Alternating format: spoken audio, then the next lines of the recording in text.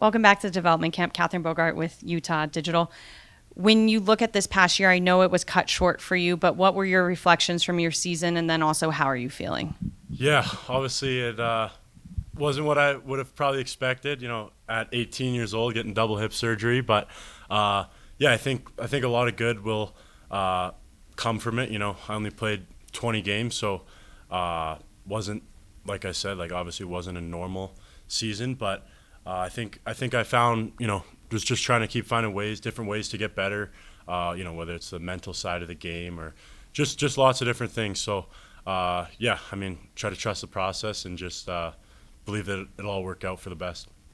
Tij Fraser from the Salt Lake Tribune. You mentioned your rehab. What's the biggest thing you learned about yourself during it? Because like you said, it's a tough situation for someone your age. Yeah, I think there's a certain aspect of resilience that you have to have going through that. And like I said, just keeping a good headspace and finding ways to keep getting better. Because I think for someone like me, that's what kind of keeps me sane going through something like that. Just knowing that I'm not just sitting on the couch getting worse. You know what I mean? So yeah, I think all in all, yeah, hopefully there'll be lots of good that comes from it. Hey, Teach, Matt Como with NHL.com. Just now with rehab going on, just what are your goals and what are your plans for the summer, and what are you doing to just better yourself this summer? Yeah, obviously, I want to get back to.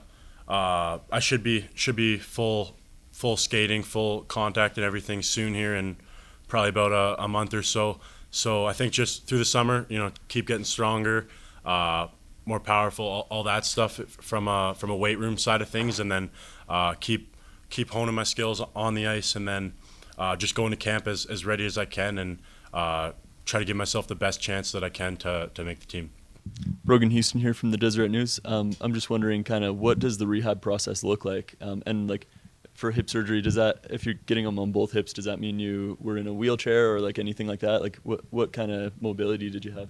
Yeah, some people do them at the same time, and they'll be in a wheelchair for a little bit.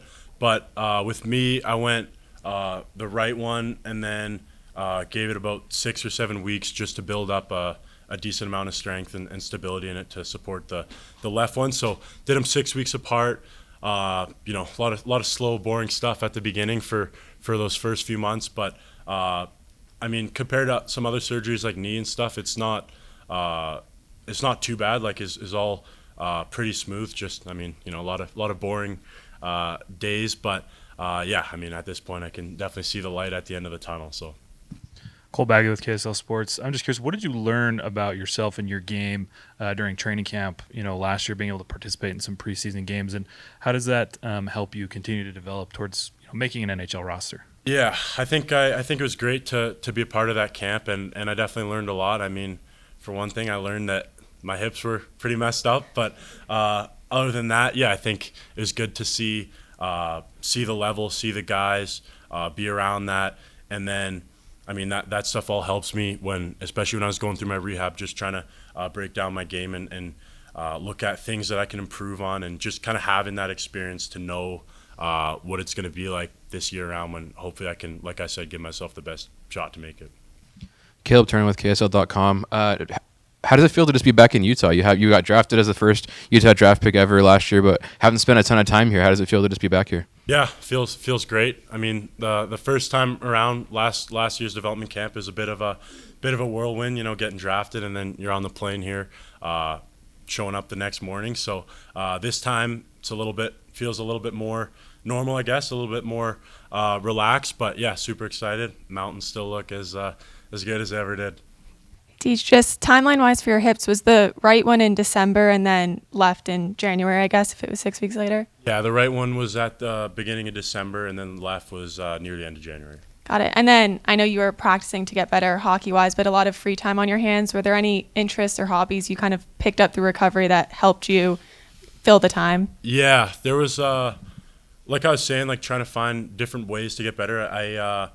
One of those was like I started doing this like VR stuff for just like hockey sense training and stuff like that. I'd watch a ton of hockey, watch a ton of Utah, and watch my brother and sister a lot too, because watching see how their seasons were going. And actually we went to I'm living in Kelowna, and that's where I play my junior. But we went to Edmonton for a little bit because that's where my brother plays, and we got a lot of family there. So it was just kind of nice to break up the rehab a little bit with a change of scenery. So obviously being around families is good to go through that as well.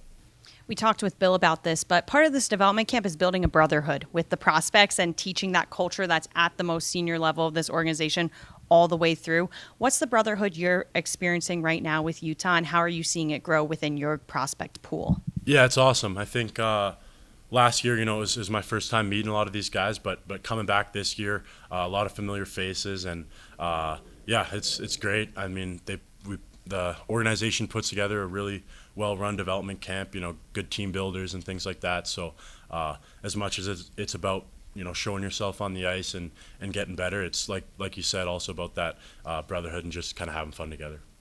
We just chatted with Caleb Desnoyers. Just curious if you know much about his game and what excites you about being on a team together now. Yeah, I played with him at U18s there last year. So I know a little bit about his game and know him as well. And yeah, he's a great guy. He's a funny guy. So I was super excited to see that we were taking him at 4 there. And yeah, just looking forward to the week with him as well. I'm just curious what you think about the NCAA rule change, and would that be something that you'd ever consider going to? I know you don't want to leave the Okanagan; that's the best place to be, but aside from Utah, obviously. But yeah, well, obviously, it's definitely interesting. I mean, I actually can't, because once you're signed, you can't go to the NCAA at that point. So it's a decision definitely for the guys that aren't signed, but. It's definitely interesting to see what the league's going to look like next year, and all the changes that are going to be happening, and what people are going to start to think is the best kind of route to the NHL. So, it's still early in terms of all that stuff, but it will be interesting to see how it shakes out.